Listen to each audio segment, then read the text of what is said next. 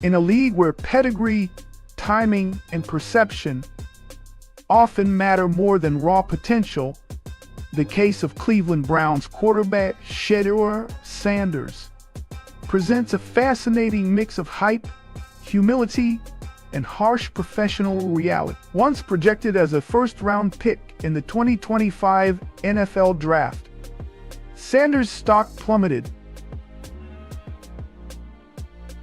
He was finally taken with the 144th pick by the Cleveland Browns, a team already deep with quarterback talent and one facing its own set of long-term uncertainty. This late selection may have come at a discount, but it also thrust Sanders into one of the most competitive quarterback rooms in the NFL. If things don't work out in Cleveland, a new path may emerge for Sanders, north of the border. On Monday, the CFL's Toronto Argonauts added Sanders to their negotiation list, effectively claiming his Canadian rights should he choose to take his talents to the Canadian Football League. Though Sanders has expressed no desire to play in the CFL, the move is a stark reminder that nothing is guaranteed in professional football, not even for the sons of legend. This analysis explores Sanders' unusual journey, the decisions behind his fall in the draft, the Browns' rationale in selecting him, and what the future could look like, whether in Cleveland, Canada, or elsewhere. To understand the current predicament, we have to revisit the hype that surrounded Shedeur Sanders entering his senior year. As the son of NFL Hall of Famer Deion Sanders and the starting quarterback for Colorado under his father's high-profile leadership, Shedeur enjoyed a media spotlight few college quarterbacks have ever experienced. Yet, the on-field results didn't always match the headlines.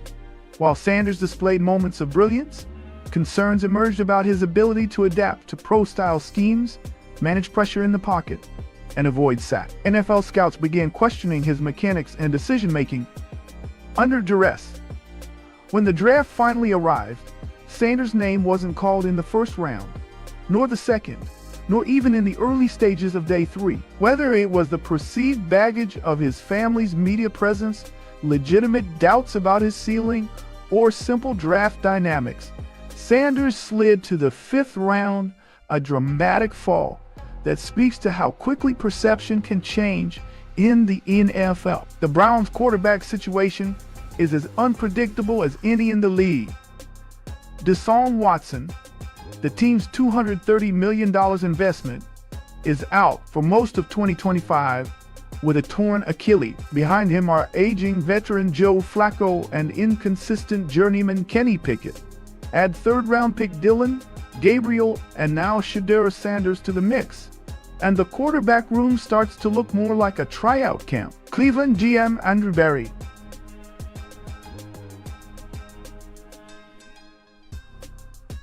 admitted as much when he referred to the Sanders pick as a steep discount that was too inexpensive to pass up. That might be true, but it's also an indication of how little investment the Browns had to make in Sanders, making his path to a starting role even steeper. Head coach Kevin Stefanski, known for his methodical quarterback evaluations, emphasized that practice reps will be managed fairly, but in a crowded field, fairness doesn't always mean opportunity. Sanders must outperform multiple players with more experience, more time in the system, and more favorable narrative. The Toronto Argonauts adding Sanders to their negotiation list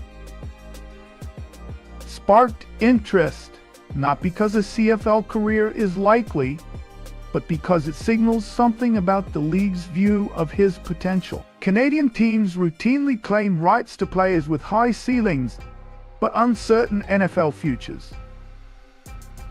It's a low-risk gamble.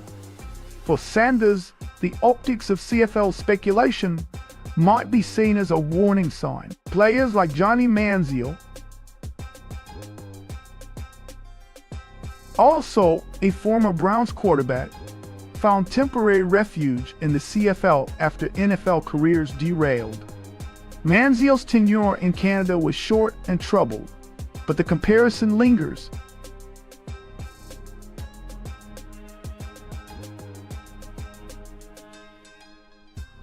Still, the CFL isn't just a fallback league.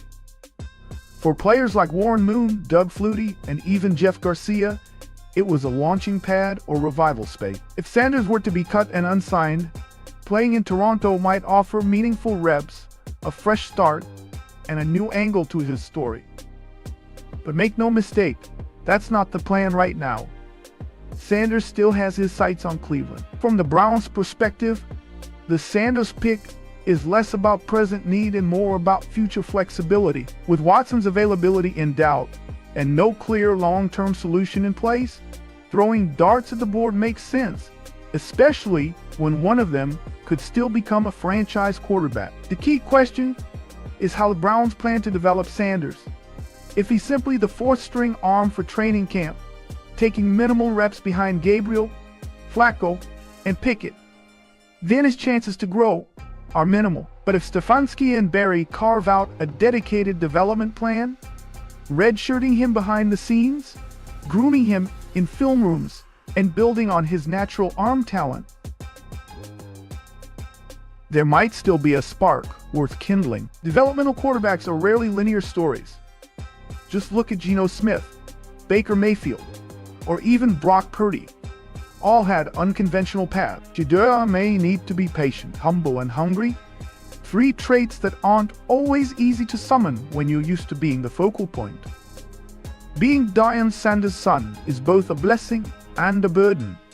It opens doors and raises expectations. Shedeur has benefited from prime-time coverage, access to elite coaching, and the unwavering support of one of football's most iconic figures.